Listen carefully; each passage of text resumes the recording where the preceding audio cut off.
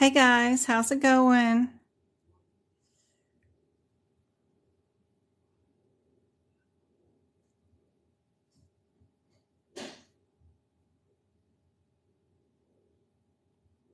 And then I need to say it in here too.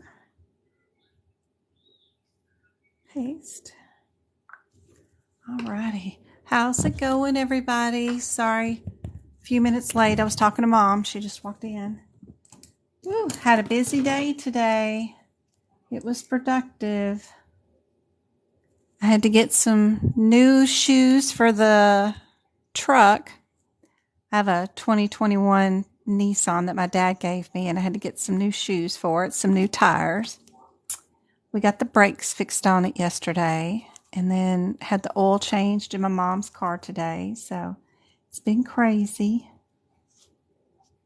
Trying to get the ice maker in my refrigerator to work again. So I had a repairman out working on that again. And then my mom needs some more soundproofing. Can't imagine why. I mean, we have 3 sons living here, so we're trying to get an estimate on soundproofing some of her walls. How's everybody else doing? What have y'all got planned for this weekend? Anybody taking their test this weekend?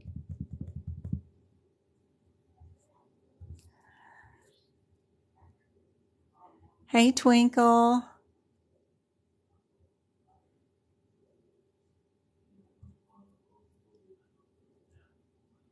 Hey, Chew. Hey, Lavy. Hey, Cashmere.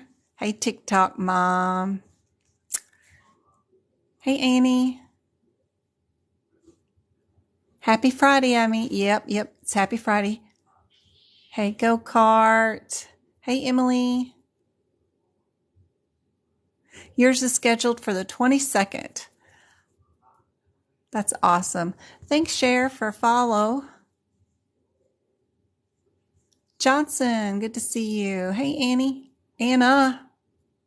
Also, yes, prepping the book. I'll be prepping the ICD-10 tonight for the 2023, and I'll do some more tomorrow too before I get ready to pack for our fishing trip we're going to. Thanks for sharing the live and tapping the screen. That helps get out the notifications to everybody to let us know that we are live. I still have to download Wednesday's live. Twinkle's been reminding me, but I still just haven't done it yet. I've got to download it and upload it onto YouTube. Hey, Mom, you want to come see the witch? The witch is here. I scared Mel with it too. So that's great. Yeah, and I'll have to show my TikTok family that I turned her off and moved her. I didn't want her to scare you on the way in the door. Yeah, but really. I know she's terrifying. I had her scare off Mel. What you fighting me for? She loves to scold us, doesn't she, Chloe? Yeah. And she turns. That was. It's the eyes that get you. That is cool. Not bad for $40. Afraid I spent a lot more than that. Yeah, I'm not going to spend a lot of money. I can't do that. I'm too frugal for that. John would kill me. But she's got a witch's broom too, so she's pretty cool. Chloe, be nice. That's all. Mom's in here. I had to show her my new witch I got. I'll show you guys in a little bit. What you can get off of Amazon. She stands about 5 foot tall. With her hat on, she's taller than me. Oh my gosh. Sorry if that was loud. I sent an email. Oh gosh, I know. I'm sure. I get tons of notes. My goodness. Oh my gosh, I got so many that I haven't answered yet. And so many I don't know how to answer sometimes. So then it just kind of sits. But I will get to everybody, but it's a lot. It is a lot, yeah. With 14,000 followers on TikTok, the messages on Messenger, Instagram, Messenger, emails, it is a lot. But I got Twinkle helping me out too, so that helps. I just can't figure out what's going on with my Messenger. I don't know why they've updated things. Oh my gosh. They're always updating things.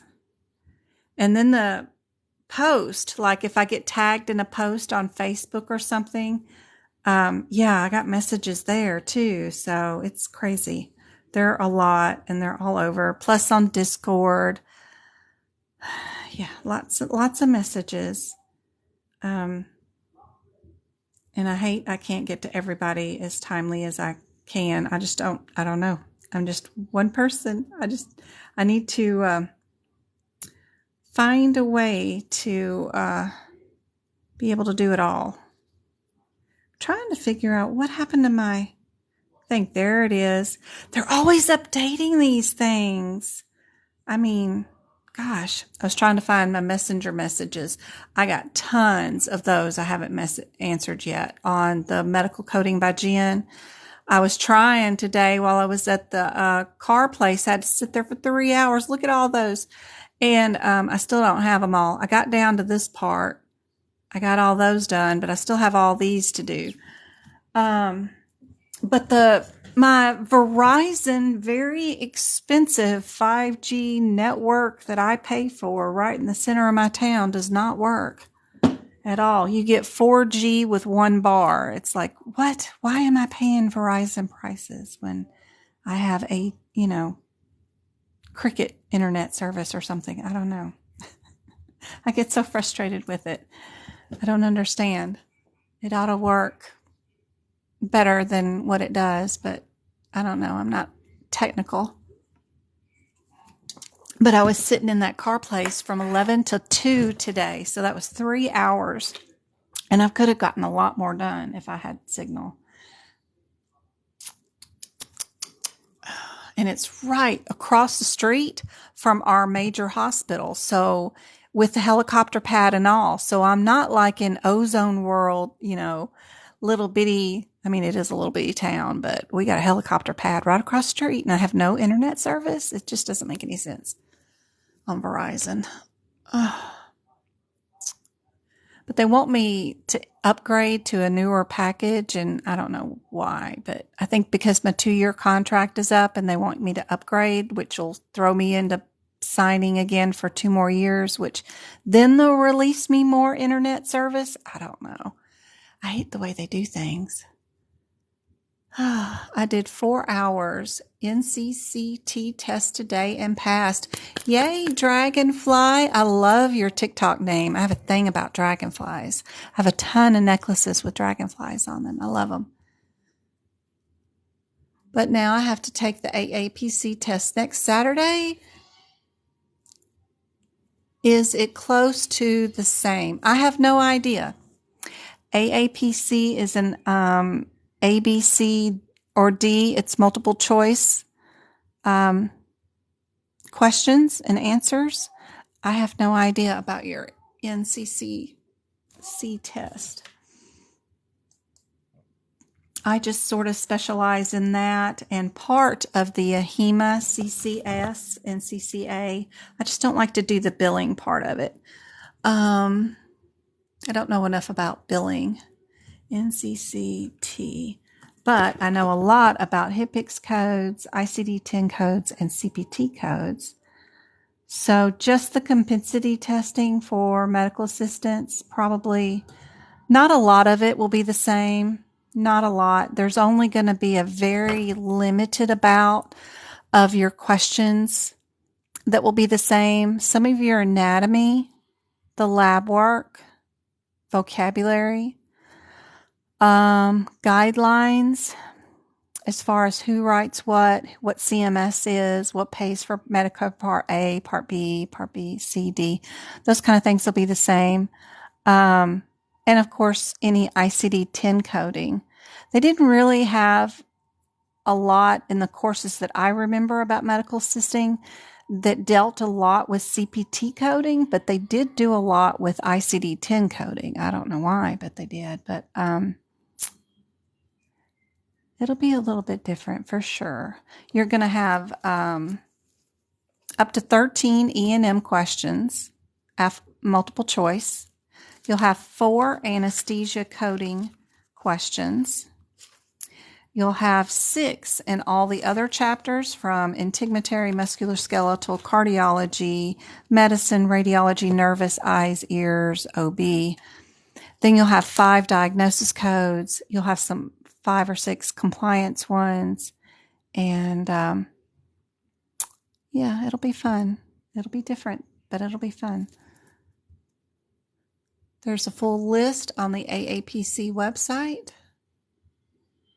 Does your pins bleed through your ICD-10? Mine are, and I'm worried it will be in trouble. Be in trouble? Mine didn't last year. I mean, and I use, the highlighters and my Sharpie pens. Now this year, my Sharpie pens do seem to be a little bit more liquidy, and as I was going through the ICD-10 book, it seemed like, I don't know if the pages are made out of a different material. Last year, I didn't have any trouble, but this year I'm having a little bit of trouble with if I put any pressure onto the pens. So I have been trying a couple of more options. I like these so far. These, they're quick drying, smear resistant. They have vivid colors in them. I got that, and what are the other ones? I don't know. I got these two. And they're good. They don't seem to be bleeding through on that new ICD-10 book. Until I get the CPT book in, I won't know if the CPT pages are of different quality, but you can tell that red that I did on the previous page went through with my other ink pens. But these, I just did this lining today. I did that word and those words today, and those didn't bleed through. So that's with the new pens today. I didn't have time to do much, but I was doing this while I was tutoring MK this morning while she was working on questions, and I was just trying out these pens, and they seem like they're doing a little bit better than the Sharpies. I don't know if it's the paper quality or my pens are too inky because they're brand new, but it did seem like it was leaking through, and you don't want it leaking through on the black print. But if you focus down on it, you can tell that it didn't go, didn't write over the top of the wording, but then again, it is there. But the guidelines don't matter, really, 100%. This is okay with me testing on it and playing around with the pens. But there's just a little bit of bleed through on some of the other ones' pages when I was writing with the Sharpie kind. But I think these lay whatever things, I don't know what they are, really, might work a little bit better. Thank you for the donuts. That's awesome. They have they're really super skinny, and if you have big hands like I do, I mean, that is super tiny. It's super small. It might give you some hand cramps. And then the ink is really, really tiny. Really, really small ink patty thing on it. But the pens themselves are very, very small, slender. I don't know how much ink's in them. They're probably not going to write for long. But compared to the Sharpie thickness and wideness of what I'm used to holding, let me see if I can get it to focus. They're super skinny compared to this thing. I like the fact that, usually at the end of the year, by the time I use these for a month, my skin has rubbed off all the wording and you can't even see that it's a Sharpie anymore. So I'm glad these pens don't have any of that on it, so I won't be rubbing off anything.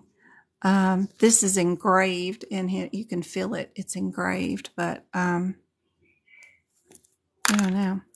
As far as the points go differently, I think they come down to just about the same pointage, length and width, but these are just inkier. Like they have more ink in them. Once I use them and get them drier and they're not flowing as easy, they won't bleed through, but these right out of the gate aren't bleeding through, whatever these things are. I have no idea what they are. Something from Walmart. That's where I got them from. They're more expensive than the Sharpies too, so that's another thing, but everything is more expensive nowadays than they were last year, but they're definitely not going to hold as much ink in them because they're not as thick or wide. So you're going to have to replace these a bunch more often, I bet. I'm just getting started though. Just getting started.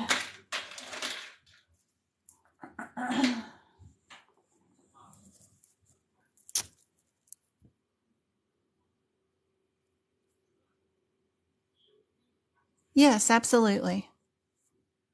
Yep, that sounds perfect. You have long COVID. They don't even need your diagnosis. That's a protected thing.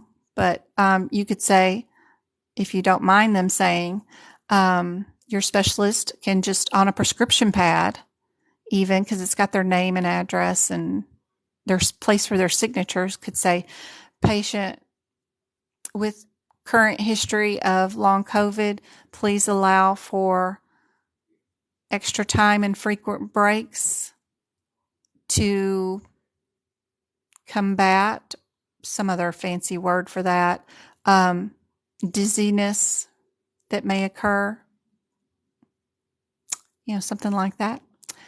That way, staring at the book or being under stress could bring on more symptoms of your long COVID, and it absolutely just having an extra hour would help out for sure. That way you get, 3 to 4 minutes per question, and you're not so stressed, and you can feel like you can go to the bathroom or go stand outside for a few minutes for some sunlight and recenter yourself, whatever you need to do. Sounds great. 5 hours in one of those testing facility, though, is a long time. But for the online exam, too, you do get to take your breaks. So if you have 4 hours for your online exam, you can walk away from your computer for as long as you want, and come back. But if you want that extra hour to be 5 hours to take it online, you will need to have an ADA for sure. But you don't need an ADA to go to the bathroom if you're taking your exam online anymore like we used to do. I read where people were saying that the 2023 books were bleeding through so much more than before. It seems like they're made out of a scratchier paper. So this is kind of shiny and like it's got a coating on it. But the ICD-10 paper is like porous, like scratchier. So I don't think there's a coating on it that prevented the bleed through. So it's just like wood, and it's just very, very thin. Yes. Very, very thin. Very different from things in the past. Anything they can do to save a buck, right? Hey, Victoria, how's it going? Does the CPC exam questions go by chapter order like the CPT book? It did for me. But my exam was back in 2019. It started out with 2 anatomy questions, then it went into anesthesia questions, and I had 10 of them back then. And then it had 2 more anatomy questions before it did some E&M. And then I had more anatomy or hip picks in between that and integumentary. And then before I went on to musculoskeletal, it had a couple of ICD-10 codes that I had to do. And then cardiology, before it, I had more anatomy or compliance questions. I think it was more compliance back then, in between the cardiology. So it was stuff sprinkled in, but everything for the CPT book was in order all the way through. Some of the E&M was at the very end after medicine too. So it's like they put 5 in the front, sprinkled out, and then they put 5 more in the back. But like I said, I took mine a long time ago. It seems like it's mostly that way. It hasn't changed much. You want to test early in November, but you're nervous. Don't be nervous.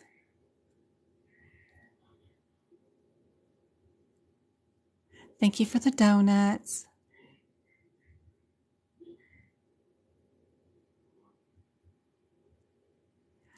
Oh, there's a set for Bible markers. I wonder if they're, Bible pages are really thin, but I think they have the same kind of clear coat that this does, that the ICD-10 doesn't have. So I don't know. Some Bible pages seems to have this clear coat on it, but I don't. All right. You're welcome for the COVID information. How far in advance do I need to submit? 3 weeks at least. For the ADA. If you need to submit it, they ask for 3 weeks. Usually it only takes them 3 days, 4 days, like that. Comment on AAPC Facebook page, and they had a paper shortage. Ah. Thank you, Johnson. That's awesome info. It'd be nice if they told us a little something ahead of time. There's always a shortage of something, for sure. I'm surprised they still print the books. They'll probably have us doing all ebooks before long, and that will be so stressful. Oh my gosh. See some parentheses I never did highlight from last year. See guidelines. That's so unhelpful.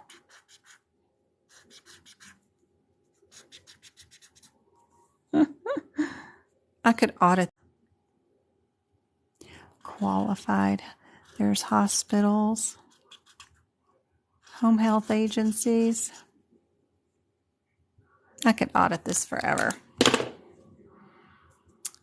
What is CEU credits? I see people doing that after testing. It's called continuing education units. You're required to do 18 per year or 36 every 2 years, depending on how long you've had your CPC. Once you finish this, it ain't over with, honey. As soon as you take your exam, if you want, and you pass, if you want to keep it, you have to turn in 18 a year. And that means you have to take tests once a month through the monthly magazine. You have to watch webinars, join in on webinars, at least 4 a year, along with doing 12 monthly quizzes, things, and turn those in. So 12 plus 4 webinars will get you your 16 that you're looking for. I think we need 18. So then if you participate in 1 chapter meeting a year, you might get 2 CEUs for that. So it never ends.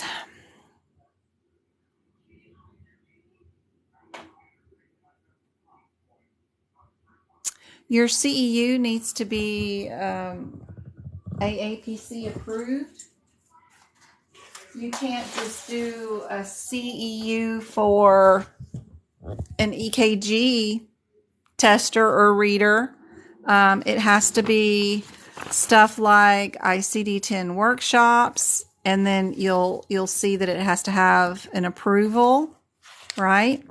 You'll get numbers, index numbers that are only the numbers that you can approve and enter into AAPC's little thing that they keep up with you, and a tracker. It's a CEU tracker, so you'll need an index number for everything that you participate in. This is new crap I need to enter into. This is old crap I had that was from San Bernardino County. We had an 1 for 6, and yeah, that was from a long time ago. So there's just always something, but if it doesn't have the AAPC approval on it, then it won't work.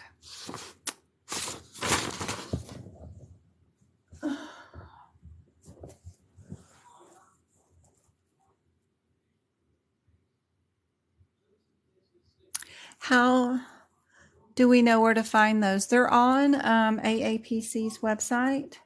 So if you go to AAPC's website, go to Training and Events, go way over here to the corner where it says CEU search. Click that. You can type in any keywords. You can look for workshops. You can look for webinars. You can look for Codify. Oh, that's terrible. Don't do that. On-demand events, which are expensive. National conferences, which are extravagant. Or you can go here to low-cost CEUs. You can do local chapter meetings. You can test yourself with the monthly magazine, which is here. And this once a month quiz, it's 20 questions. Once you finish it and take it, it'll automatically put that CEU into your tracker. But there's 12 of those that you can do through the monthly magazine. And then there's 4 yearly webinars. But don't count on these guys because they haven't done any since 2001. Look at those. They're supposed to give us 4 a year, and they're just YouTube videos. And at the very end of the video is that index number. Just fast forward all the way to the end of the video and put that index number in. But they haven't updated these, so I've already used them, and they haven't had anything forever. We all complain, but they don't do anything about it. Web-based training, they're going to charge you for that. But you just click on this and you can do some web-based training, and they'll make you pay for these things. If I decide to become an official AAPC instructor instead of just a guest instructor, then I will be given CEUs with my webinars that I do, and y'all could use those, and I wouldn't charge you. All those other people charge you lots of money for all that crap, but to become a teacher through AAPC, I have to promise to pay them $3,000 a year, so it's a big commitment to do something like that. So I don't know if I want to, and I don't like their course, so that's what I'd be paying for, is their course to give you guys, but I don't have to use it. What would be interesting is to be able to give you guys the CEUs, and that would be worth $3,000 for you guys, but it's just a big cost to do that. So we'll see. But you find CEUs at AAPC website. Everything's there. Whatever you need. Where was I at for tonight's live? All right.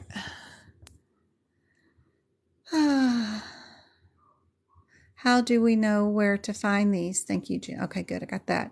It's a good thing, though, since medicine is always challenging. Lawyers, doctors have to do it too. That's right. And medicine is always changing. Codes are always changing. I mean, we have 2,000 new ICD-10 codes for this 2023 year and just as many CPT codes this year. Some years are less. Last year we only had 200. But if you don't know the new codes and the new guidelines or new things, how to code stuff, then you're just at a disadvantage anyway. So it's good to have continuing education. Yep.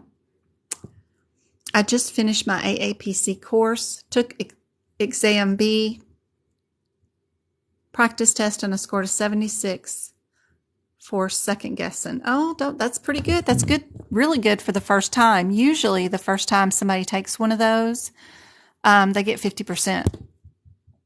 Utilize those questions over and over again. If you've got time to do one question, hit grade at the bottom and look at your rationale. Make your notes in your CPT book. Don't save those to just sit down and do all 50 at one time. Utilize those questions every day. Do as many as you can each day. Do them over and over again. Don't memorize the answers, but go find out why the wrong answers are wrong, why the wrong codes are the wrong answer for that scenario and that question, and then go look and see why the right answer is right. What makes it different? And put the AKA terms of what they're calling the procedure in your CPT book or diagnosis code book near the codes. That'll help you out. Hey, MK, if we work with a company for some hours and like a year, they remove the A. Yep. So if you've got a year of service and in your daily job description or duties, you work with ICD-10, CPT, and HCPCS codes, all you need is somebody in your office, which can be challenging sometimes, but you just need someone in the group or office to sign a letter on letterhead that says, I have seen so-and-so work with ICD-10, CPT, and HCPCS codes daily since hire date, whatever, whatever it is. And if it's been over a year and you have some classes or college classes or took a course, then you can get your A apprentice off. Yes, absolutely. I submitted my college transcripts from 1994 before I took my CPC, and they approved my no longer having apprenticeship status before I even sat for my CPC exam. So just send them whatever you got ahead of time. CEUs do not get rid of your A status at all. Totally two different things. Yay, you got a free on-demand just the other day. That's awesome. My third attempt is in the morning, Rachel. Best of luck, sweet. Just best of luck. I hope you do well. Just go straight to the answers first. Please don't read the questions word for word. If you do, you're going to run out of time. Please go to the codes, look up the codes, figure out what is the difference between those codes, and only search the question for those differences. That will speed up your process and you will be more accurate. So if you read every word, you're going to get confused by the propaganda that's in those questions, and you are going to be so slow, you're never going to get done with the test, and you're going to have to guess on the last 40.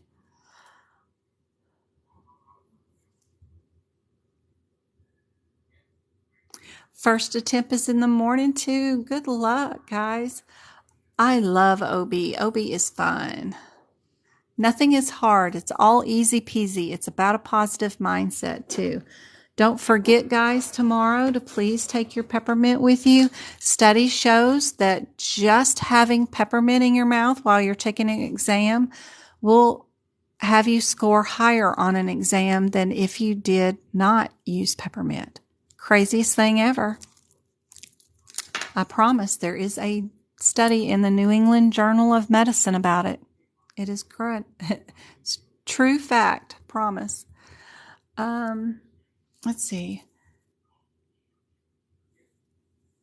Annie said she feels better. She's been doing pocket prep also. That's great. I'm late. No, I haven't done a thing. You take your exam for the second time tomorrow morning. Oh, best of luck, Douglas. Best of luck, MK. I've been working with a lady and she wants me to pass the exam. Well, that's me too. I want you to pass too. I'm going to submit my university transcripts then. I didn't think we could use that. Heck yeah, I used mine. My associate's degree back from 1994. I've gone on and got other degrees since then, but I used that back then. It was the first thing I had on my desktop that I had transferred.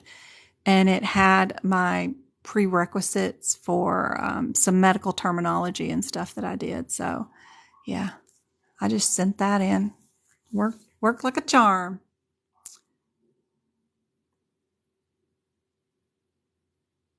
A status is what? Status. Do you mean an external cause status? Look in the external cause index in your ICD-10 book under the word status. It's in alphabetical order, and you'll see the dozen or so words that mean status. It starts with the word status. If you're in the 2022 aapc ICD-10 book, it starts on page 448. This is the alphabetical index of just external causes. There's many indexes in the front of the book, many alphabetical indexes, but this is past the one for cancer and all that stuff. It's one of the last ones in the back. And status starts with child and it ends with volunteer. So there's only about a dozen there, and they're in the index in the front of your book. Actually, I'm in the 2021 aapc ICD-10 book, sorry. And that's page 448, where status is located in the alphabetical index for external causes. A means apprentice. If I sent my transcripts from my community college, does the A will remove from my AAPC? You need to also have an employer letter that says somebody or a friend, whoever, that knows you, that has seen you work for a year with ICD-10, CPT, and HitPix books daily in your job duties for a year.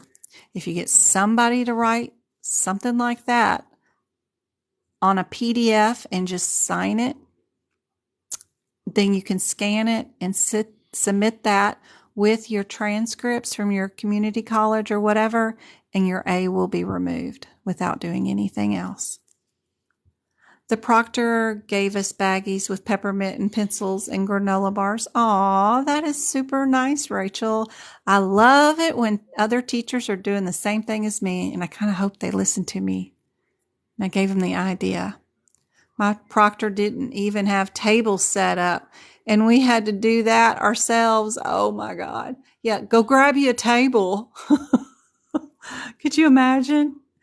You're right. I was in my grade 5 exam and my teacher gave us peppermints and everyone before the game. Yep. I think she meant A status for apprenticeship. She said, mark the A's, which comes the first in our mind. Yep. Mark the answers that come first. Yep. I see so many say something during tutoring, but then they second guess themselves when they read the question. Has anyone got exam C? Yes, everybody's got exam C if they bought a bundle. I have it. I worked for Dermapath many moons ago and coded the cases with direction from the doctor. Do you think they would accept that as experience? Yeah, all you need is literally somebody to say they know you've worked for them from this date to that date, make sure it's over a year or at a year, and say that they've seen you work with ICD-10, HitPix, and CPT during that time. That's all. And sign it, send it in. Easy peasy. I take my test again beginning of November. Wonderful, Heath. And that's awesome. I'm still in touch with the practice manager. That's great. Yeah. You could even write it up for her on a PDF and send it to her and say, hey, can you have the date on it and the paragraph that says they saw you, to whom it may concern. I saw so-and-so, TikTok mom work from this date to this date in all three ICD-10, CPT, and HIPICS books, and sent it to her already pre-made. So all she's got to do is make a copy of it on the letterhead and then sign the bottom of it. That's all she's got to do. I always find people are more willing to help if you do the work for them. So if it's already in a PDF, all she's got to do is hit print. And when she hits print, have it come out on letterhead and then sign it and then just scan it back in the email and send it back to you. Then that's super easy. Then she could just put it in your employee file. Handy dandy. I don't mean to be presumptuous, but can you do this? Here you go. I've already got it formatted for you. Just print it out on letterhead and sign it and send it back. Oh.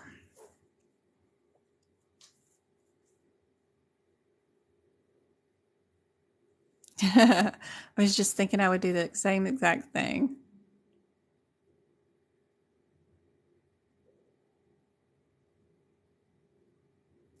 Awesome. Glad to inspire some excitement. Do we need to improve the letter by something else? Does we need to improve that letter by something else? I don't know what that means. Thank you, Goddess. Thank you for contributing to the goal of our little TikTok, of our little wishing bottles. I think they're just a penny, so I thought they were cool. So my wish is that you all pass tomorrow. Everybody that's taking their exam, I think there's like 6 of you tomorrow. That's our wish, right? Thank you, Code Sunshine, for all the likes. Tapping the screen is so helpful. Let's get started on some of these E&Ms. I had like 3 more left over from Wednesday night that I didn't finish before we moved on to cardiology, and I said I'd go back tonight and finish those. So let me bring those up. What is code 99255? What is that one, guys? Anybody know where the heck that one is? Hey, Anointed. Look at you tapping on in. Thank you for all the TikToks. Snaps of luck for everyone testing. That's right. Definitely need some help with E&M. It's just so confusing. It is. I refused to learn it for my CPC exam. And then when I took my CPC exam, no one told me to fix the out-of-code sequence codes in the CPT book. So I couldn't find any of the codes or the answers on my exam in lab, path, and medicine. So I had 3 sections. I couldn't even begin to tell you to know how I passed, but I did. And that all comes from not reading the questions. Like my son said, my oldest son has multiple college degrees, and how he gets through his exams is he goes to the answers first. So that's how I came up with my strategy on how to take the CPC exam, because I didn't want to learn coding, but I wanted to pass it. I don't need to learn how to do coding for my job. I just wanted the CPC to basically shut people up, but I don't need it for my career. So honestly, that's how I took my exam, is by not knowing how to code at all. But I went by this strategy my oldest son told me, and go to the answers first. So this one is an admit consultation, right? Or in-hospital consultation. Our 8.3 is ER. Our 5.3, is that inpatient consultation too? Yeah. Hospital consultation, I guess I should say, instead of admit. Probably hospital consultation because they're on the floor of the hospital. And this one is our admit hospital. So if I admitted the patient to the hospital and admitted them, then it would be that one.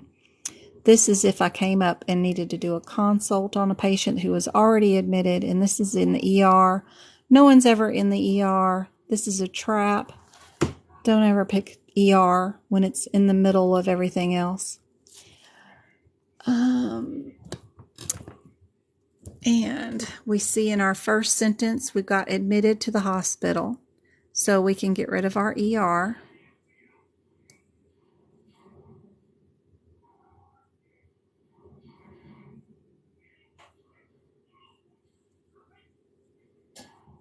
And if we're going to match anything, we're going to match our detailed history and detailed exam. And our MDM was straightforward.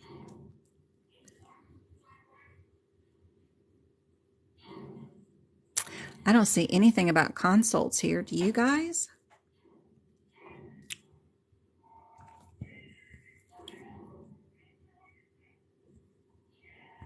Your worst is lab and path. Anesthesia is all about the qualifying circumstances and your patient status and modifiers for anesthesia. In lab and path, it's not the name of the test that you're doing. It's what are you testing? Am I testing blood, stool? How did I collect the test? Am I doing an enzyme test? Is it a single step? Is it a multi-step test? Those kind of things. It's not actually the name of the test that you look for. So, yeah, lab and path is crazy, insane.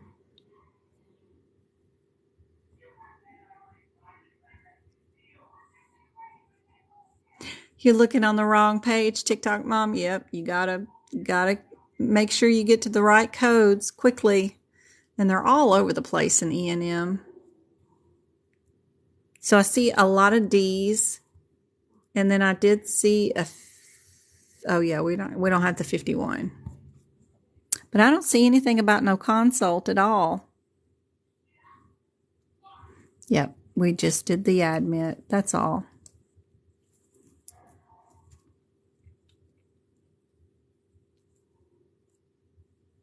All right. What is our... Oh, thank you, Goddess, for getting us to 50% of the way. Wait a minute. What is it yelling at me for? Did we get wishing bottles?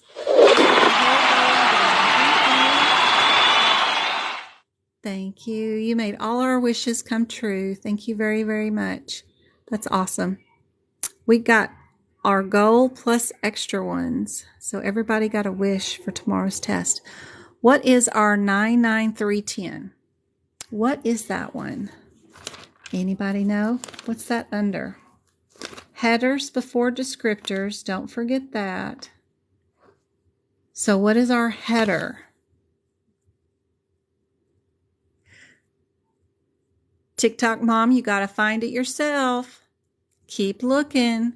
Don't forget to look at the very tops of these pages. Don't go looking down columns for codes. Look at the top. See if you can find it. It's up at the front. You're looking for 99221. So it will be listed as something up here when you do run into it. And look, if you're looking at the ranges, if we're looking for 99221, you know it's going to be here on this page because it's right in between those two numbers. So what page is this one? You got to suffer like us all. and find your stuff.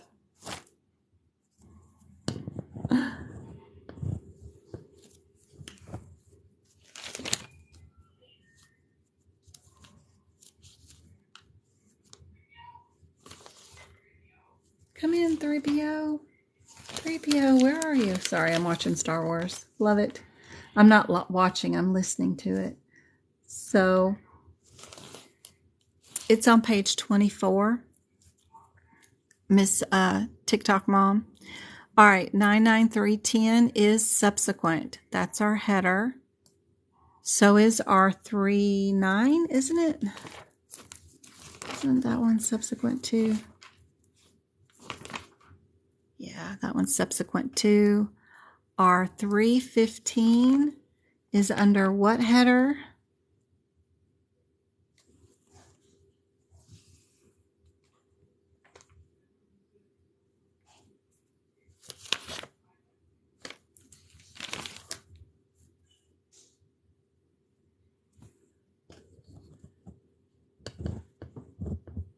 Here we go.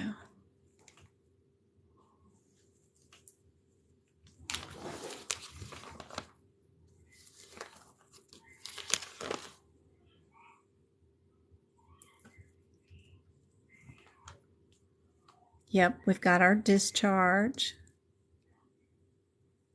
And then our 18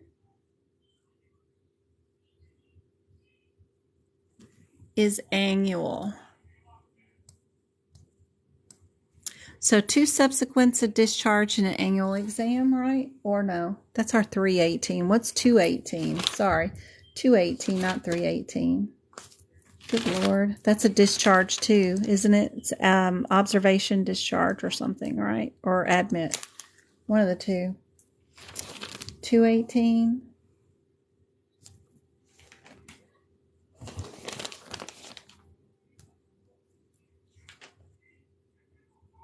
Observation, admit. That's our admit. Observation. Admit, observation. So we're going to look for words like follow up, yesterday for subsequent. If it's a discharge, we'll see down at the very bottom that they discharged the patient home with prescriptions. If we're just now admitting them to observation, we'll see that they coming in. They're getting evaluated. They have something like wheezing, for asthma patients, something that would, a head injury, something that would require observation. So let's check this out.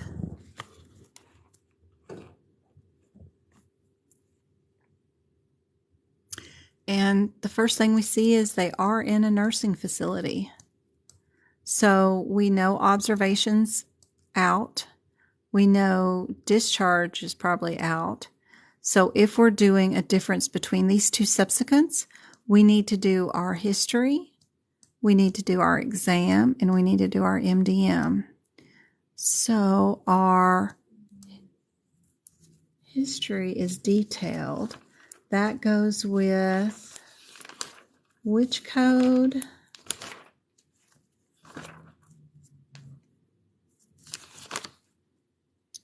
Oh, 9 and 10.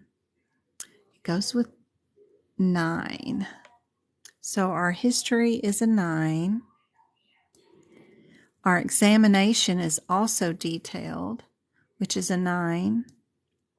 And our MDM is moderate, which goes with the 09 too. So we got all 3 matching, even though we only needed 2 of 3 to match. So we could throw away one of them, but as long as 2 match, we know what our answer is, which is 09. Yep, B. Perfect.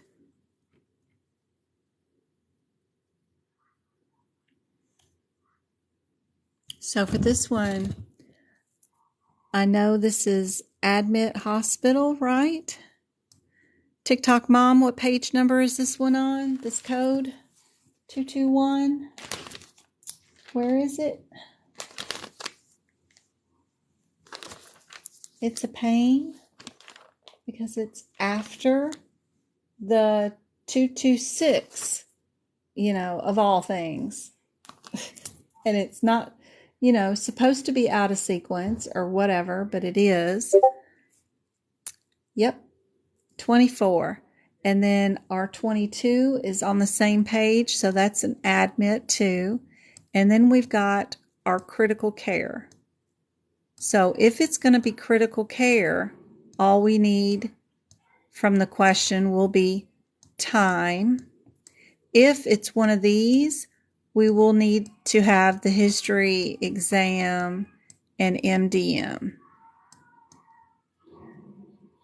Words that will mean the difference between critical care means it'll say the patient was in critical care for 35 minutes or something. They'll actually say it, or they'll say that they were resuscitating, they were in the ER bay, doing emergency stuff on the patient to keep them alive because they were actively dying. If it was an admit into the hospital, there'll be a review of the body, a history taken, a medical decision to admit them to the hospital will be in the note. So those are the kind of words that I'm looking for to make my decision on what we're doing. So I see respiratory failure right away and intubation, so I know we're critical care, but also right there it does say critical care. So we can get rid of our 2 admits. And just to figure out if we're B or D, all I need from this is a time. So there will be a chart on this page that has the 99291 on it. Anytime your E&M answers have a chart on it, because there's charts throughout here for some other areas too, like prolonged services. There's comparison charts for what is that one? That one's prolonged services too. Anytime you see a chart, don't use the CPT code descriptor to try to do the math or any adding or subtracting yourself. Always go to the chart. I promise it's easier to do the chart. There's also like charts for critical care management services and everything. Just use the chart. Use the chart. It's easy. You will get it wrong if you try to do the math yourself. So we'll just go to that chart on page 33 of the 2022 CPT book. We'll plug in 1 hour and 55 minutes. It will tell you what the answer is, and then you just match it up here.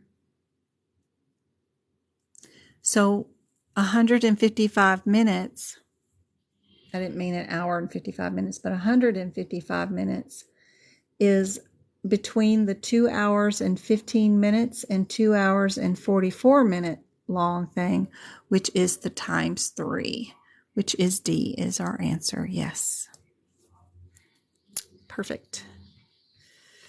All right. And just like the last night, I had some of these, what's the code for a new patient, 43 minutes? Well, it's 99203. Well, I have some more for tonight. These are a little bit different. So it's not going to be as easy as just time. You'll see. What is the E&M visit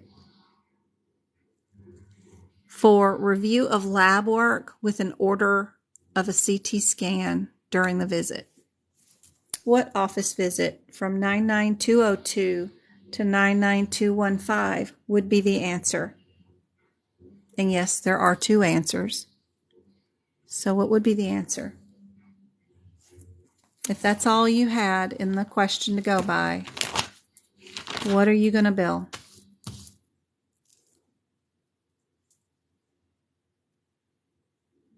Does that make sense? These are just my own little things. You can use the chart on page 17 and 18 to figure out your answer. So if I reviewed recent lab work and I ordered a CT scan during the visit for the same patient, what level visit would I be billing?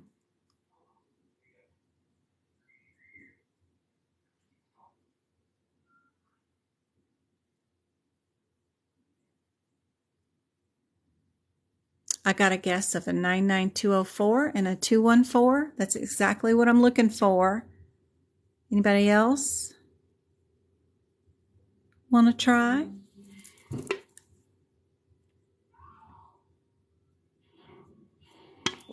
Oh no. Bing.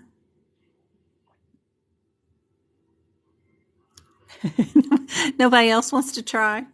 Okay. So looking at this chart, and I know it's intimidating, what we would be using is the elements of the medical decision making. We would be using this chart, and we would be using the center aisle right here. So if we are using any combination of two of the following, so I said we reviewed prior lab work, review of results is right here, and then I ordered a unique test. So if I did two from any one of these bullet points right here, then I would be billing a 99203 and a 99204. If I was going to bill a 99204 or a 214, I would need to bill or do at least three of these bullet points right here. So it would have to be review of lab work, ordered a CT scan, and then I would also have to have an independent assessment, like I had to talk to the wife or somebody else to review the patient because they were a poor historian, or review outside records from another physician would qualify for the three of the following. But all I did was I reviewed prior labs and I ordered one test. So two of the bullet points gets me this. So my answer would be, for this scenario, would be a 203 and a 213. But excellent guess. Really proud of you for even trying, Lavy. Love it, love it, love it. But hopefully that makes a little more sense on how to use that chart.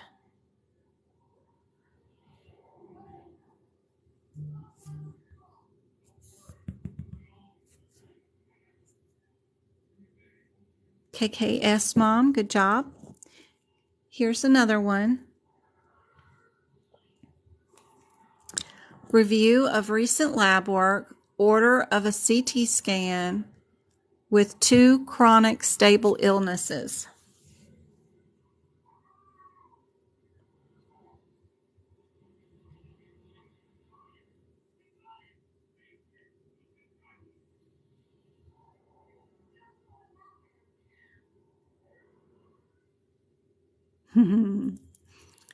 They're awful charts. I refused to learn any of this for my CPC exam. It was just too much. By the time you learn integumentary and musculoskeletal and cardiology and all the way through all those books, all those codes, then ICD-10 and HIPICS, I was like, I'm not learning E&M.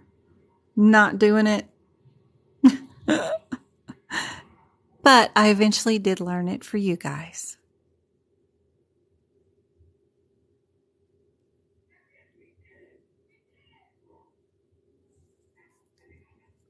So we kind of still have the same thing. We got the recent lab work and the order of the CT scan, but what's different is the 2 stable chronic conditions. Up here, if we look in this part of the chart under this heading, I have 1 stable chronic illness because it's all one bullet point. It either has to be 2 self-limited minor problems or 1 chronic or 1 acute. Now down here, if it's going to be moderate, it'll have 1 chronic exacerbated or 2 chronic stable illnesses, or 1 undiagnosed new problem, uncertain of what the heck we're going to do with them. We don't know what's wrong with them and we don't know what's going to happen to them. Or if we have 1 acute illness with symptomatic symptoms, good gracious, or 1 acute complicated injury, like a huge compound fracture that needs multiple surgeries and maybe even injury to the spine that could have prolonged complications that could affect other systems. That could be here. But because I've got 2 chronic illnesses stable, then we can bill a moderate for this one, even though the labs and what we ordered is still limited and not minor, not moderate, I mean, but the conditions that we covered were moderate. So that one would be your 214 and 204.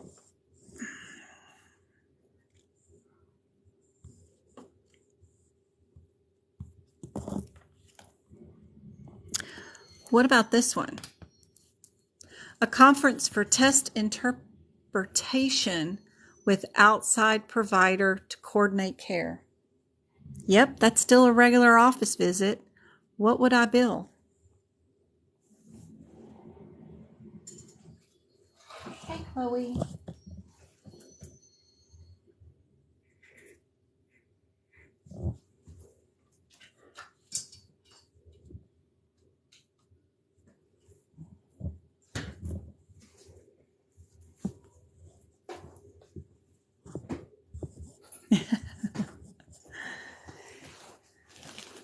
Yeah, I know. A lot of them can't. They just have to bill usually either straightforward, because it's usually just one problem that some other physician can't handle, not the total care of the patient. The total care of the patient for multiple systems is a 214. Most referrals to specialists are for 1 small acute or 1 chronic condition. Sam, be good or leave. Talking to my cat. All right. A conference for test interpretation with outside providers, with an outside provider to coordinate care. So this would be 2 doctors talking about 1 patient and interpreting their test results. So this can happen a lot of times with cancer patients. You have a surgeon and a pathologist, and or 2 cancer surgeons, but one doctor will go in, remove part of the brain cancer cells, put them on a slide, review them, and think, yep, that's blastoma. But I'm going to send this to a friend of mine across the country who also does brain tumors, and I want a confirmatory consultation with them, whatever. And we will discuss the patient together and interpret the slides together. But they're both independent from each other. They're not in part of the same groups. Thank you for the share.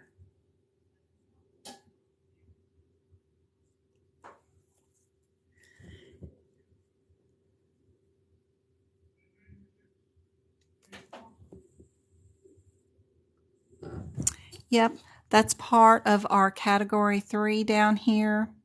If we did a discussion of management or test interpretations with external physician, this is our moderate. Yep, and that's where I got that from. That is our 204 and 214. So anytime you see 2 outlying physicians discussing 1 patient and interpreting test, they both get to bill this, the 214 and 204. Okay. I think this is the last one that I made up today.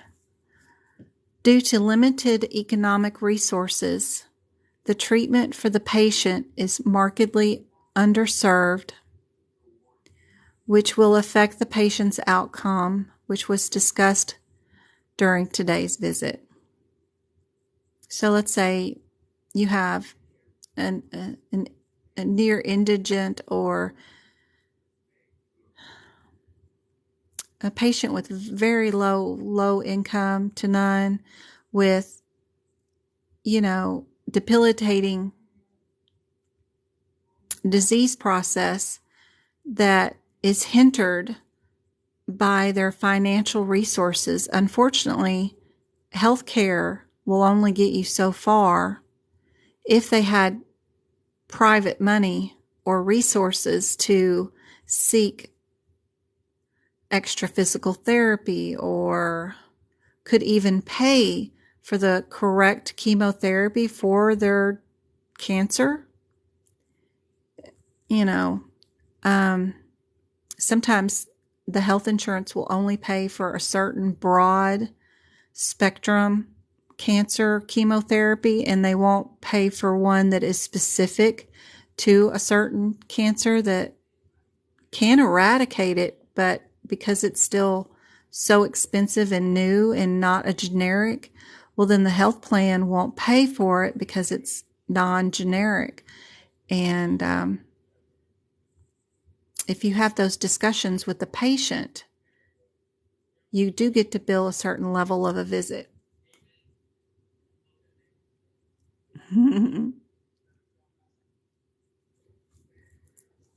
Yep, that is this one right here about diagnoses or treatment is significantly limited due to social determinants of health.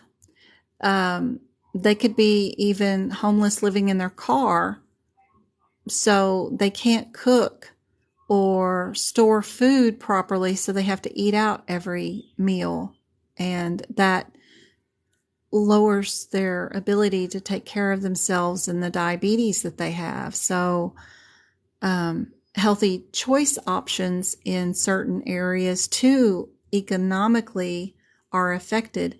Some areas don't even have grocery stores. They only have a 7-Eleven for 200 miles or a Dollar General store. Well, all they have is hot dogs and frozen pizzas, so they can't get food, so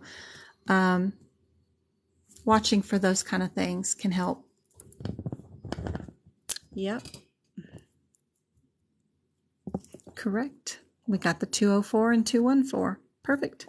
That's all. That's all I had on those today.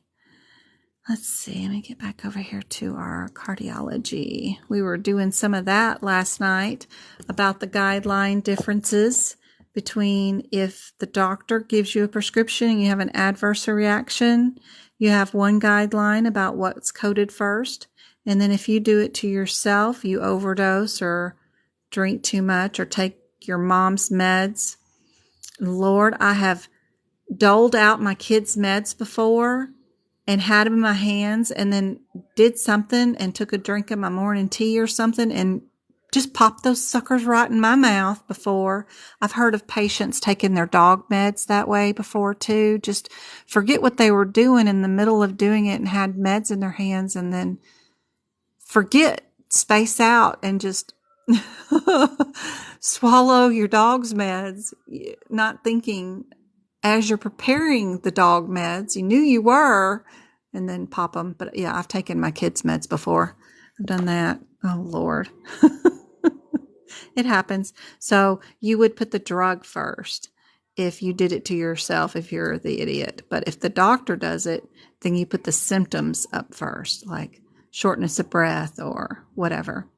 So those are the things to remember. Don't take the dog's meds. All right.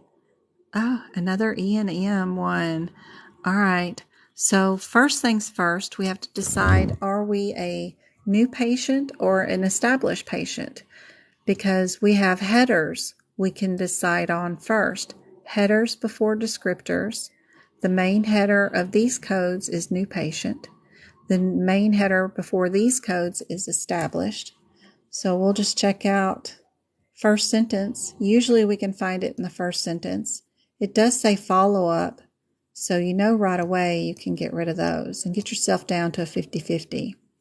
Then we just have to decide, does this chronic condition have any other issues that would make it be the 12 or the 13? We have one chronic illness here. So maybe we could do the 13, or would they consider this a minor problem, self-limiting? But I bet it's a 13. We'll have to look and see. If they don't give you MDM or time, you have to just figure out how much what the doctor did. Did they prescribe any meds? What did they do? How many systems or body organs did they review? Which one would y'all do for this one? Seems very simple and limited. Follow-up in 3 months. Would you do a 12 or a 13?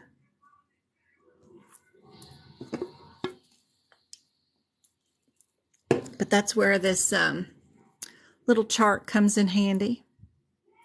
Atrial fib is a heart condition. So is that a self-limited or minor problem, or is it a stable chronic illness? And if you got my notes, sometimes I'll write little examples like a fracture ended up being here. Atrial fib ended up being here too. Injury to the shoulder ended up being here. So did the decision for mastectomy ended up being here too, instead of 14, even though the 14 says decision for elective surgery. So that one's really weird to me, how a mastectomy could be ended up being a 13, but when they have that there, sometimes they're just crazy and I don't understand why. But this one being more of a chronic illness that will never go away, when it's a self-limited or minor problem, usually it's like nausea, vomiting, diarrhea. I got food poisoning. I got a headache that's not migrainal or chronic. A splinter in my hand and I can't get it out. Those kind of things that you usually tell patients to stop sticking your fingers in someplace. Don't eat for a few days. Go home and do the brat diet. You don't really do anything for them other than tell them to go home and stop eating. But when they have a chronic illness that requires drug prescriptions, usually that's a 13. Yeah.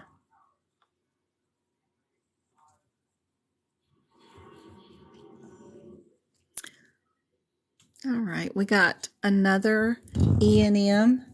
They're all new patients, so we don't have to worry about that. There is a difference between diagnoses. Are we going to diagnose something in the F's, or are we going to diagnose something in the symptoms, in the R's? So that would be neat. And then we do have a level 3 or a level 4 differences. So we got chest tightness. I've done this one several times. Chest pain.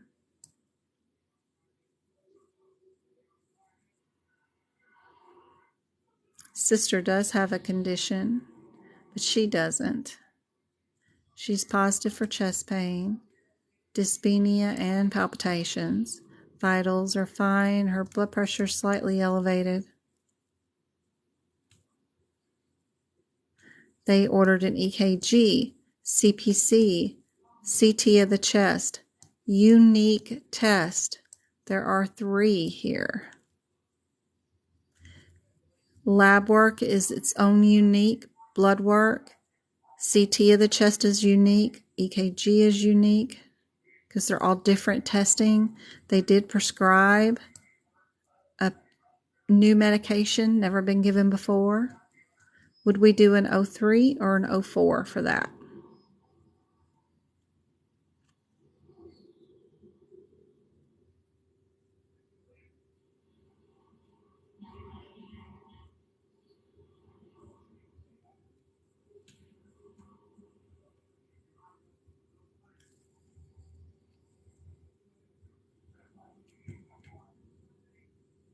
Yep, we would do the 04.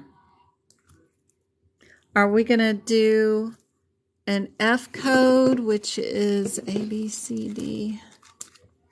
I'll just look at the sidebar of what, I don't look up the codes. I just go to the sidebar and see what F is. I think that's mental health, isn't it? I don't know, maybe. She got anxiety or something.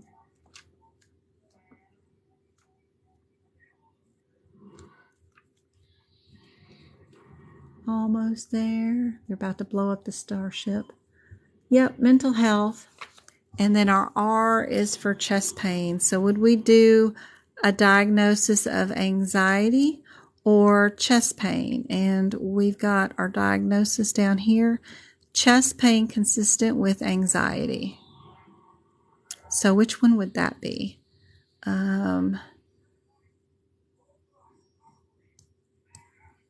C or D? Yep, you all got it. D. We're going to diagnose them with what comes first usually on the CPC exam. If they diagnose with a symptom instead of the anxiety, we're going to diagnose this chest pain first because that's what they came in for. It's for the chest pain.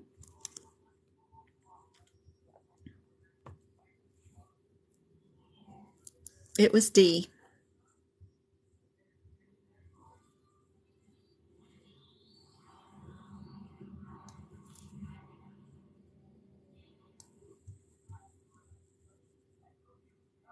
Don't forget, if your cardiac question starts out with ST, STEMI, you know your answer is always going to be STEMI, right? Always. If your cardiac question starts out like this, it will always end with that answer. So then you just find the answer that says STEMI. If your question starts out with this sub-endocardial, it'll say if a sub-endocardial AMI, STEMI and non-STEMI, blah, blah, blah, well, your answer will end up being the sub-endocardial AMI. There's 2 questions floating around on the exam. Just know that if it starts out with STEMI, the answer is always STEMI. If it starts out with AMI, the answer is AMI. Easy to remember. All right. Let's check out these cardiology codes. We've got 2 with the same answer. So I would seriously be running to that code to see what's going on with it first, because these are different, but these 2 are the same. So 33249.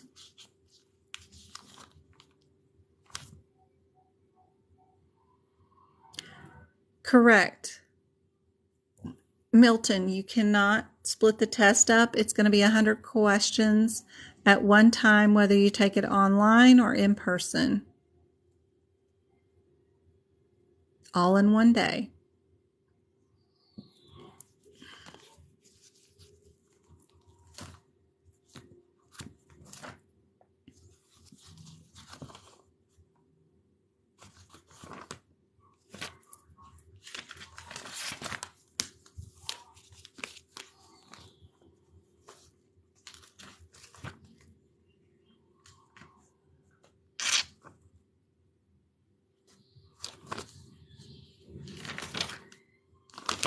Sorry, I'm tired and my eyes are blurry. 33249. I'm trying to find it. 33249. My favorite. I love this cardiology code. By the way, before we code this one, if you have not on page 249 taken this second to last paragraph in the guidelines and moved the fact that those 46 codes plus each of these individual codes already includes radiology in them already, because the CPT code descriptors do not tell you that, but this note tells you that. But you got to go to each one and put down that it includes radiology. Then you'll get tricked on one of these questions, just like this one, because they want to know, do you know if this code includes something or not? That's all they're asking. Can we code a radiology code with it, or do we not? So this is where you get the answers from, but you have to move those from 249 throughout the entire cardiology book. And you got to put little things down like includes radiology, wherever you find them. So go do that. Anyway, that's your homework if you haven't done that. But for our 33249 code, all they want to know is, can we code radiology with it or not? And that one, actually, it doesn't say in the CPT code descriptor, but it does include radiology. So we would not code it with radiology. We would code D by itself. And without even looking at the question, that's how I would do this answer, and I would move on to my next question. I wouldn't look at anything in the question because they have a pattern of giving you 2 throwaway answers and then 2 that are super close, but then there's a guideline attached to the 2 different answers, and they just want to know, do you understand that guideline? And that's the guideline for this question. If I saw it, I would know right away I don't add radiology, so I would just pick D and move on to the next question. I wouldn't read a word, but if you guys want to read a word and try to code it, have at it.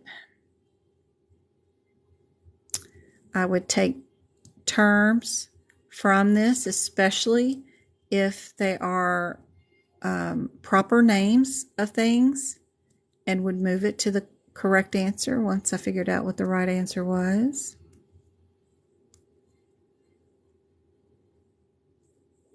If they called this a transvenous implantable pacing cardiovascular defibrillator, ICD, and I don't have that word ICD written beside that CPT code descriptor, I would move it. Things like that. If I didn't know that they went into the left anterior part of the chest for this procedure and it's not written in the CPT code, I would add that. Intravenous sedation versus conscious sedation or whatever else. That's neat. They did a left deltoid pectoral groove, which is cool, interesting wording. Just stuff I would move to the code in case. The main point that I did move is the operation name. They called it a dual chamber transvenous implantable pacemaker defibrillator thing, whatever. So that's almost the same thing that they have in the descriptor, but it's out of order. So the first words that they used was dual chamber. So I put a little 1 beside that, and that's the last word in the CPT descriptor, but it's the first word that aapc used in the description of the surgery. So that's why I put a tiny little 1 beside it, dual chamber. And then the next word they said was transvenous. So I put a little 2 there for the transvenous right there, because it's one of the last words in the descriptor. And then the third word was implantable right there. And then the fourth word was the defibrillator. So that's why I have those little numbers there, is because they rearranged the CPT code descriptor to start with its ending. And that can be confusing during the middle of your exam when the last words are the first words in the question. So anyway, that's why I did that.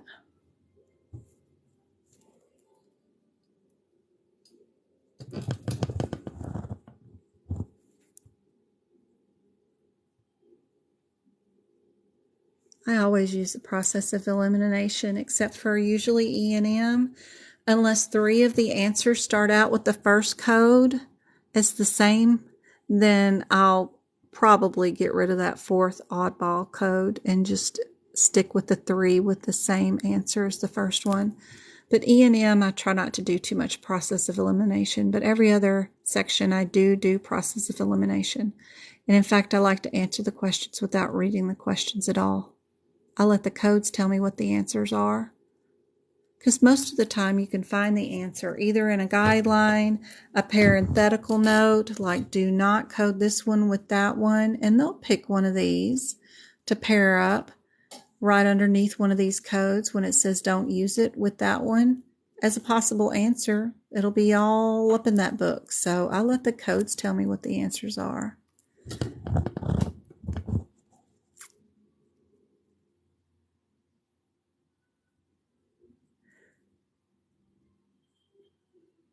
More study time next time.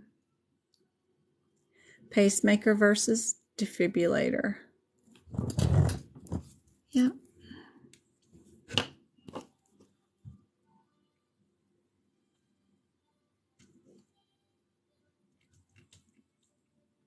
And this case goes on for days, but I wouldn't have read any word of it. I would have known right away what they were asking about. Moved on. That's how I handled it. I didn't know a thing about E&M, didn't want to learn coding, and I went to the answers first and let the codes tell me.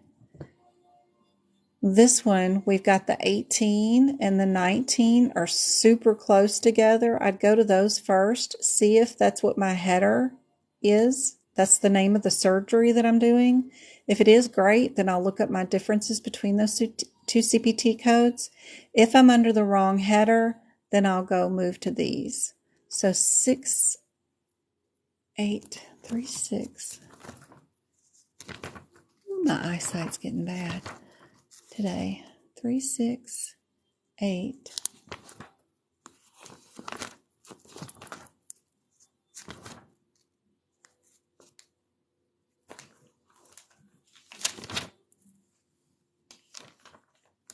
Three, 6, 8, 1, 8.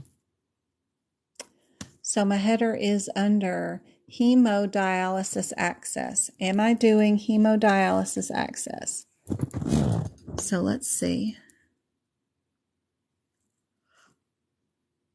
Is a arteriovenous fistula the same as hemodialysis access, guys? You would have to know that to know how you would be answering this question. Oh, Red, how are you doing?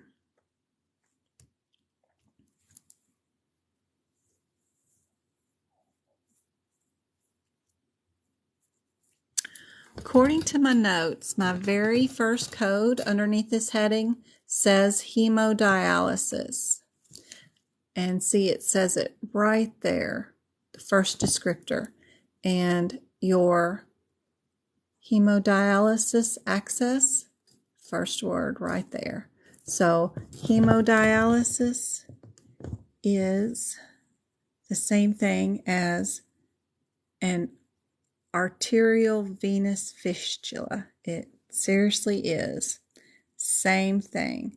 But if you don't write that AKA term from that CPC exam question, then what good is it going to do you when you do find out the question and the answer? So writing AKA, this is right there.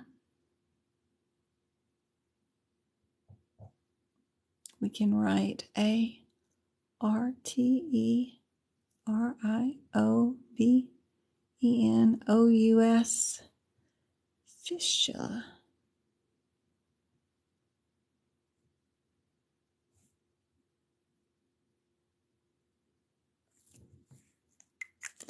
I also have it down here where I put the example 19 is patient with upper arm basilic vein. Also put it down there. So it's super helpful. But the difference between, so we can get rid of those two, the 18 and the 19, is this one is cephalic, 18 is, and this one is like balsamic. I don't know. I think it's like salad, salad dressing. One's a C and one's a B. So we just look up the vein. And since we've got our balsamic dressing right there, we can pick our 19.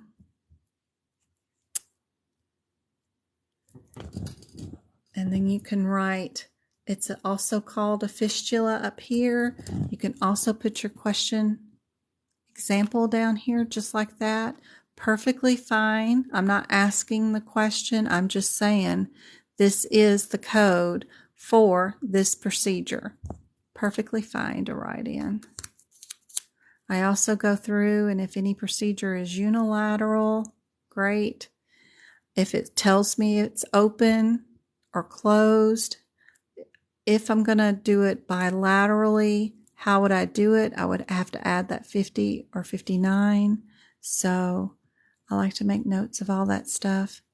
If I'm in a vein, I'm blue. If I'm in an artery, I'm red.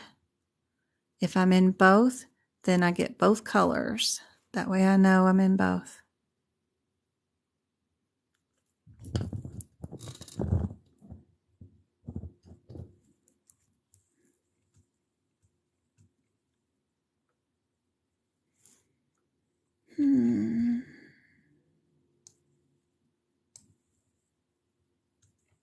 Oh, that's a long case right there. Long one. All right. This is a good one. Look, I've got 3 of them with the same answer, starting out with the first CPT code. So I'd just get rid of B. I wouldn't worry about it. Then I've got a difference between A is different than C and D. So I'd get rid of that one.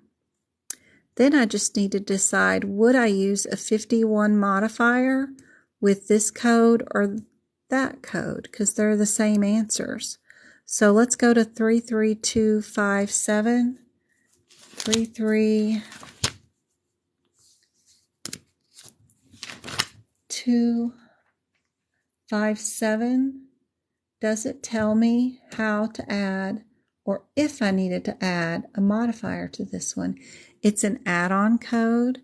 And what is our known thing that we do not do to add-on codes?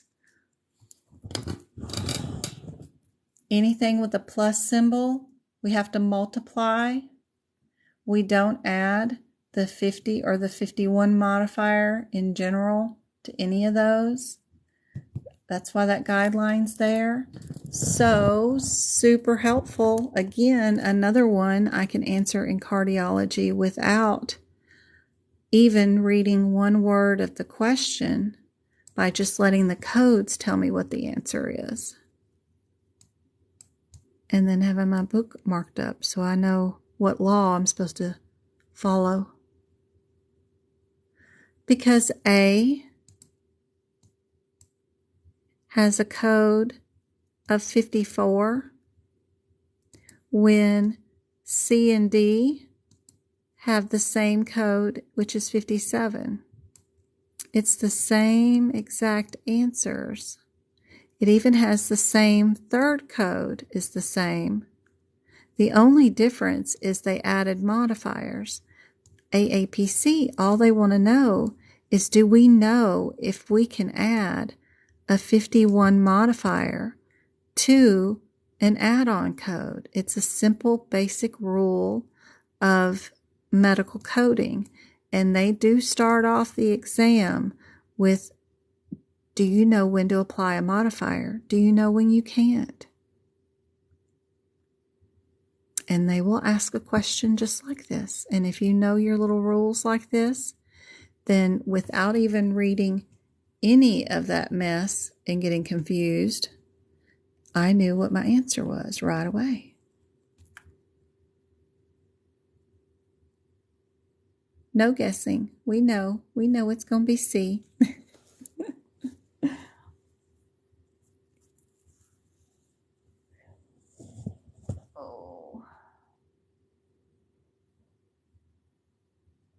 I gotta get a drink. I ran out of water. I don't want to go too far. So I'll just get up over there.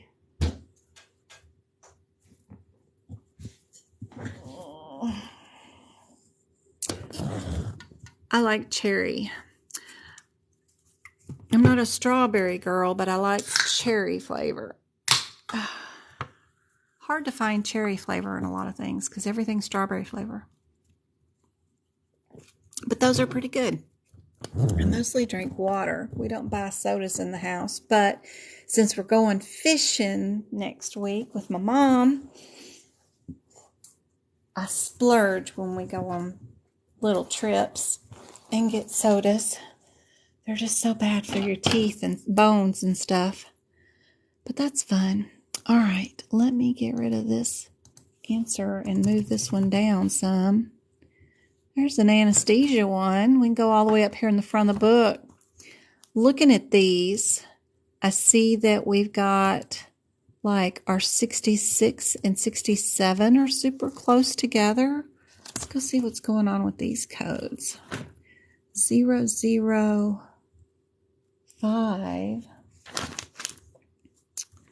66 and 67. We've got a cabbage going on. One's without a pump oxygenator and one's with a pump oxygenator. So let's verify we're under the right header. Am I doing a cabbage? Yes, I'm doing a cabbage. So perfect. I'm under the correct code. Come on, focus. There we go. So I'm under the right code. I simply got rid of the 60 and 62 because they weren't as close numerically as these two were together.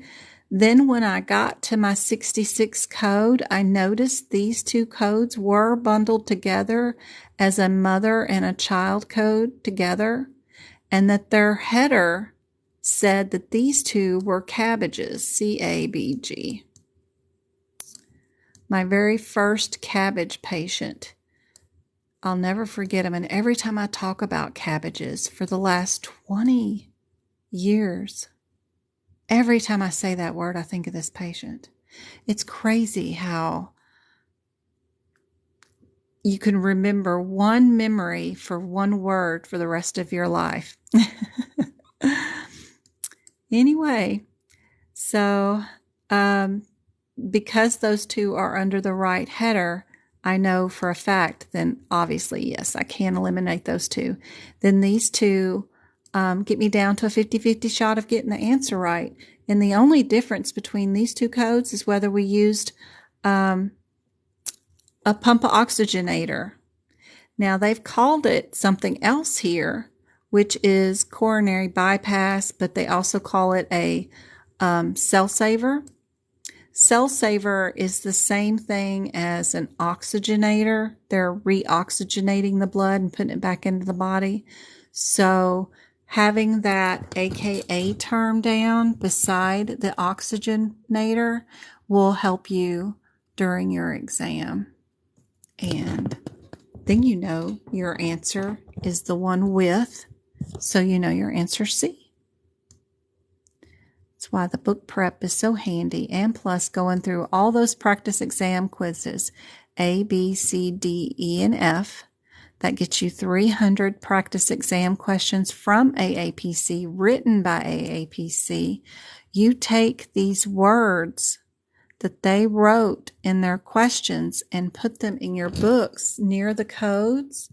Put the little examples down. This one had coronary bypass, aka heart-lung bypass. You know, those kind of things. Put it all down here. Anything that will help you from the questions. And you'll have your whole book to reference at least 300 questions that you did practice on. And that's super handy for when you do take the exam, which is just 100 questions.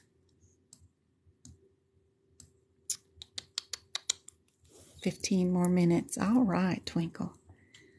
That's good. Oh, boy. This one's cool. I always get confused on the modifiers on this one. But again, doing the process of elimination, we see all 4 answers. The first CPT code is all the same. The difference, we have one weird outlier that says weird modifiers, left and right modifiers. The other ones have left descending, and they're all the same. So there's a reason why they're there. And I know if we're dealing with heart, we don't do something to the right side of the heart or the left side of the heart. We do something to the left descending aorta or right coronary artery. We're going to be using these modifiers anyway. So I would keep B, C, and D for sure. Then I would go to my second code. And I've got the only thing that is different here is this one's got the 9 in it. And then the C and D have the same answer. So I would eliminate B. I would keep these 2 answers. I know that AAPC wants to know, do these codes stand alone and do everything that we did today, or do I need to add 2 more CPT codes to it? More so than not, every once in a while it'll be more CPT codes, but most of the time, 99% of the time, if it's a difference between 2 codes and 4 codes, the answer is going to be just the 2 codes. If your difference is between a 99, just totally random here, a 99213 versus a 99214, it's usually the 213. They want to, more than anything, see if they can trick people into overcoding and failing the exam. If they can't trick you into overcoding, then you'll be a conservative coder and you'll be less likely to commit fraud in the not meaning to, but when you're out there coding every little bitty thing and coding too much and get doctor groups in trouble. So they'd rather have you missing stuff than overcoding. So many times, if it was just me and I was just looking at the answers, I would just pick C and move on, because I would know there's no way I'm doing any cardiac procedure that's going to end up with 4 CPT codes. That's just crazy foolishness. But y'all can absolutely look at this note and see if you think we're doing anything more than our 92928s. What are those? 92. Let's get back there to those.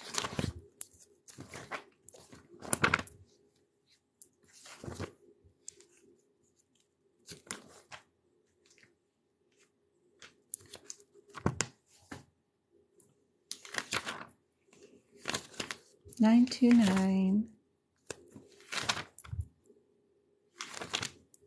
I'll get there eventually. 92928.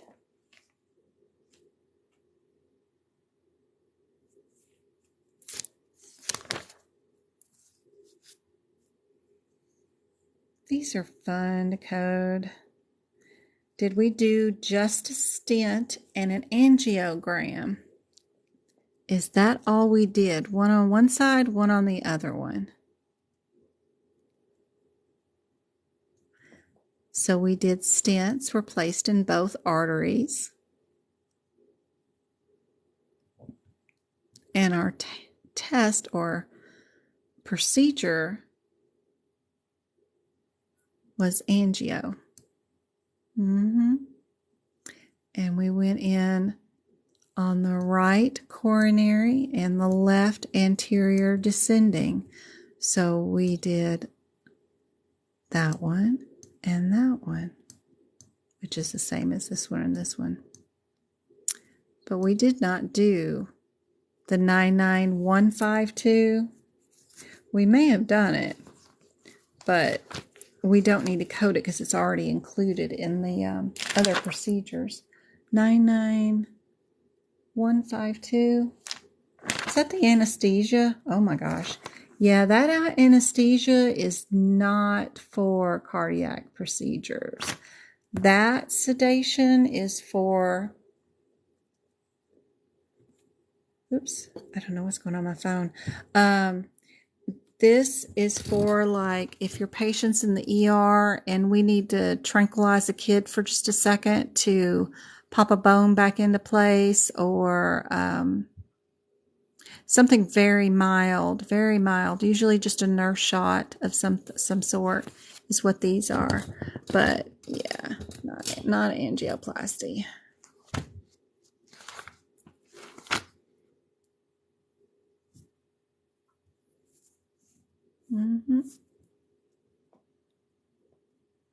Got C is our answer for sure.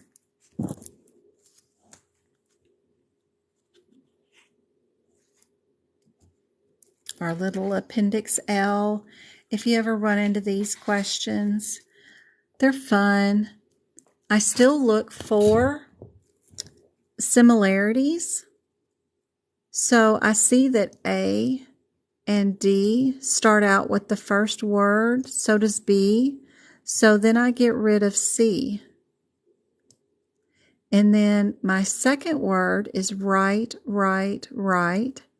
common, subclavian, and then common.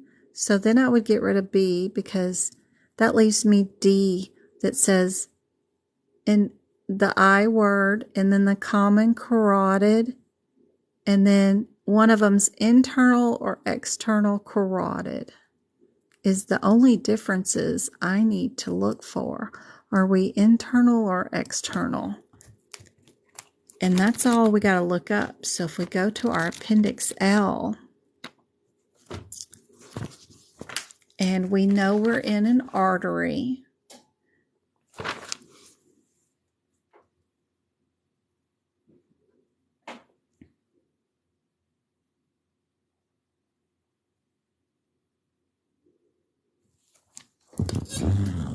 because in this chart, that INN one starts off right there in the arteries. If we're in venuses, we're going to be here. But these venuses go into jugular and subclavian and axillary. This innominate goes into the common carotid, subclavian, and axillary. And we have two that say right common carotid. That's what A and D both say. One of them says the right common, and one of them says right common carotid, but they both mean the same thing, common carotid. That just means right. There is a legend there if you need it. Then where do we go? Do we go internal carotid or external carotid? Where would we go if we go from here? We have to figure out where did we end up. We ended up in the right middle cerebral artery, which is right here in this little box. This box goes with the internal because this line is attached to that box. But if we were attached to the external, we would be down here in this box. So right middle cerebral is where we ended up after we went through all these. So we know we are strictly internal, INT. So we know our answer is D with this one. So it's just following along with these suckers and seeing which one we go to, and then making notes like I did there of the question. Yep. I hope that was helpful. I've done that one a couple of times. Is there any other questions y'all'd like me to go over before we end tonight? Is there any particular thing anybody wants to know something about?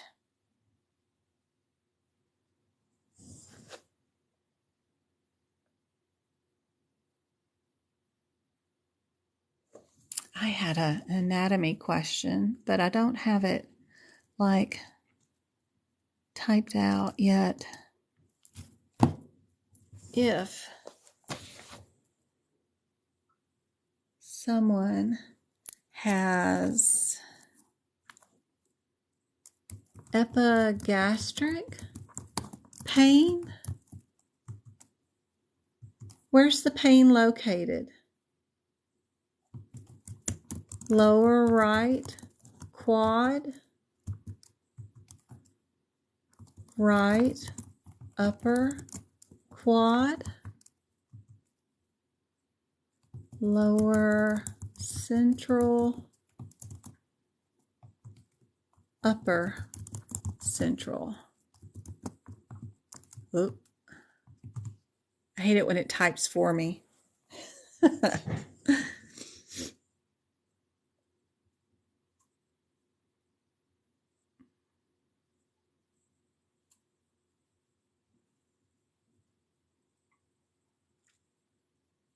Oh, look at that. So funny.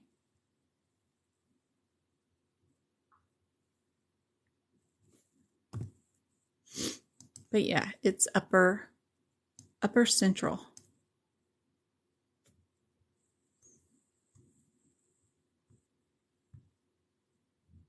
You're welcome. So do modifiers go with add-on codes or not?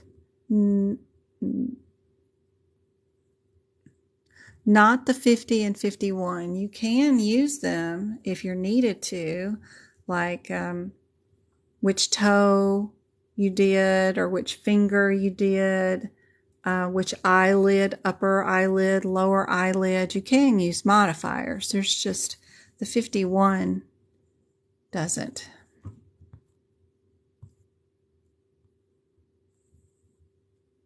You're recalling the diagram. You're welcome.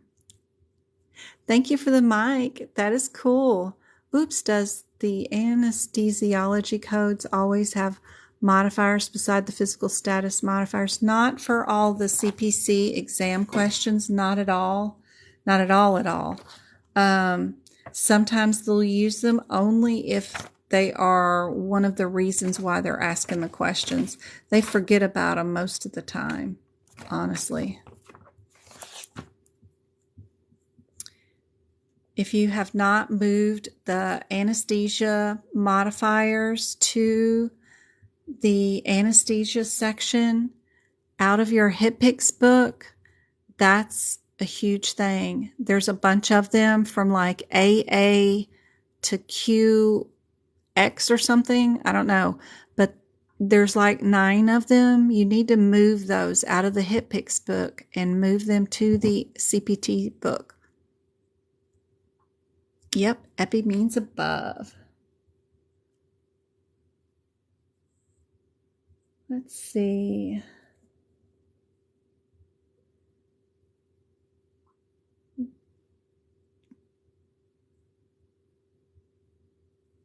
Let's see, what's another one I can do real quick?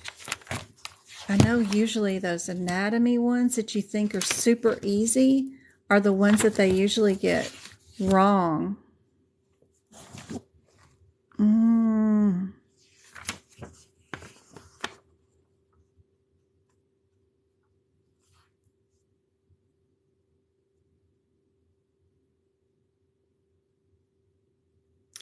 Anybody know what the word, we all know what quantitative and qualitative means, right? Qualitate determines the presence, right? Presence of something, positive or negative, right? Quantitive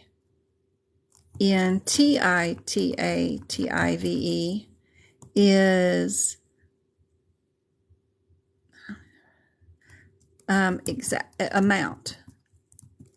amount, right? How much is in the system for, like, if you're going to do like anti-seizure medicines or something. But what does semi Quantitive mean? Anybody know what that one means? Good night, MK. See you later.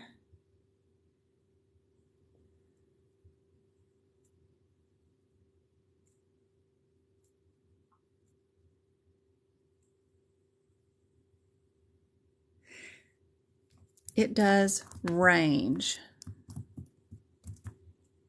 in layman's most simplest form. Thank you, Go-Kart.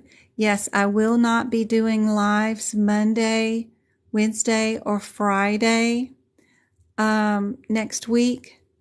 I won't be back for a live until the 17th. So like 10 days. But I am hoping to do a live tomorrow to finish up those ICD-10 guidelines. I don't have the boys till 3 tomorrow. They're going to get their haircuts and eyebrows done. And so we need to get those ICD-10 guidelines finished for 2023. So I'm hoping to do that before they get back. But that'll be on YouTube.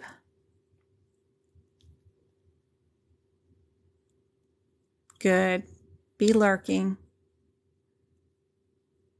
I'll go live from the fishing trip and show y'all a few things just as, you know, just to share, because I know I'm going to be missing you guys. I can't stay away that long, but I hope you don't mind. I'll just overshare, but I'll show y'all the lake and let y'all see what we're doing.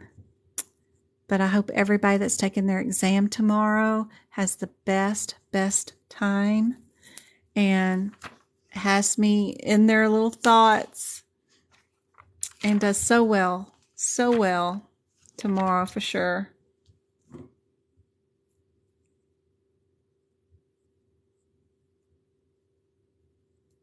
Radiology blood vessels.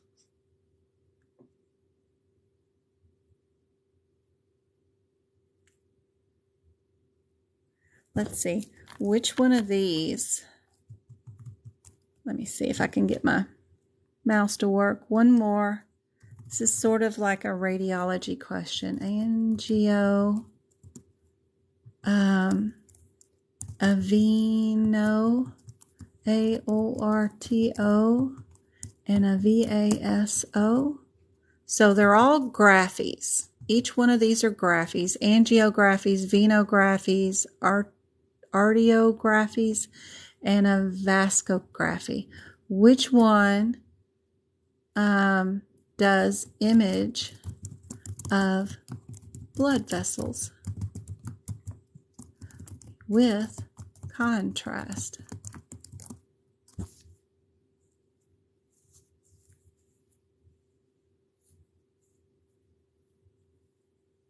My mom's so excited. Take her fishing. Oh, and I got to show y'all the witch I got.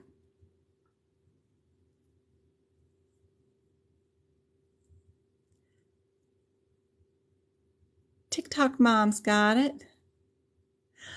I have no idea, Red, what time. Angio does it with contrast in the blood vessels. Angio.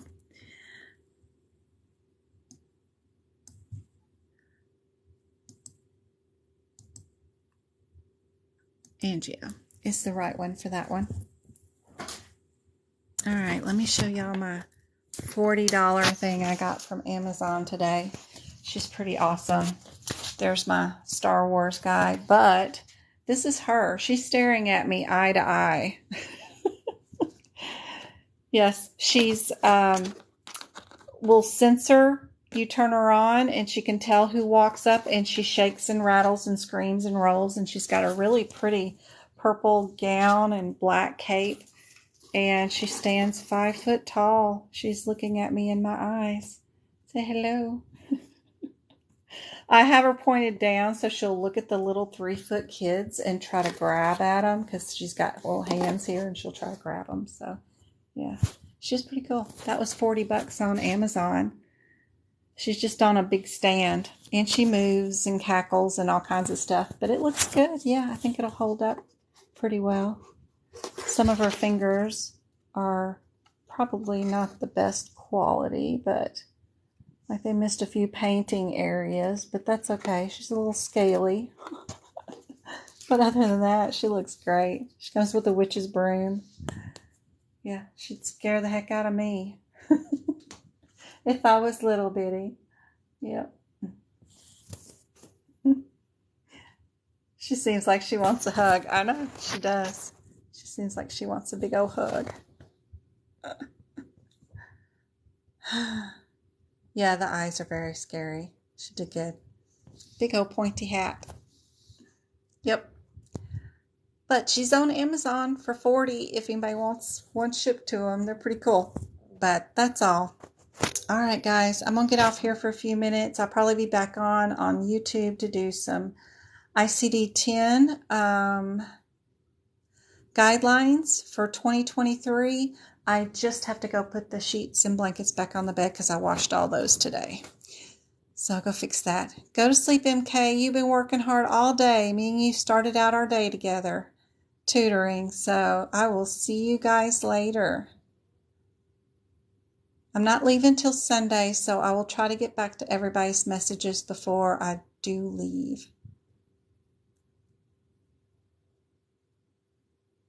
Good night, guys. Thank you for all the shares and the 7,000 likes. It's been wonderful and helping me reach my TikTok goal. 5 a.m. Girl, get some sleep. I'll see y'all guys later. Good night.